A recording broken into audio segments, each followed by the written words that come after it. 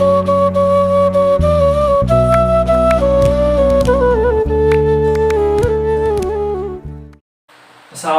warahmatullahi wabarakatuh. Perkenalkan, nama saya Rian Diza. Saya berasal dari Bidung Aceh Utara. Saya seorang mahasiswa Fakultas Hukum Universitas Maliku Saleh. Baik, pada kesempatan kali ini saya akan mencoba untuk melantunkan Nazam Aceh dalam lomba edukatif kultural museum. Salam museum, museum di hatiku. Salam anak nanggro. Assalamualaikum warahmatullahi. Salam sejahtera kuarih dumna. Semoga sehat sabilam rahmat Allah Ta'ala. Hormat ta'zim luntuan buka kepada juri yang lun harga serta panitia yang ulun cinta.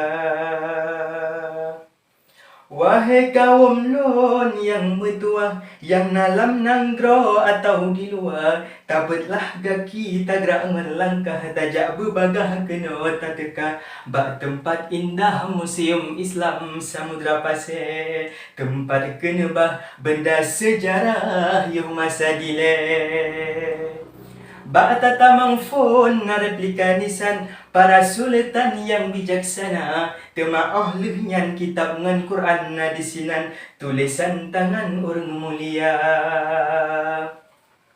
Taja ukelam takalan dirham nyan kehnyan uang masa kerajaan, tema taja lom namuh di dalam gelengdungan subang di urang jaman.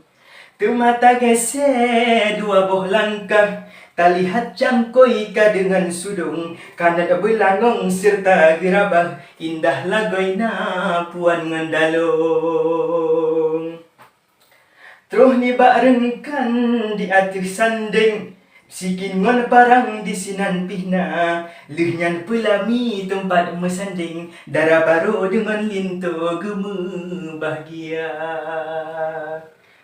Oh nolon atu wahai syedara, handih lun baca kajula uro, jak laju kena ubak museum getanyo teka, ngat senang hati takalon kedro.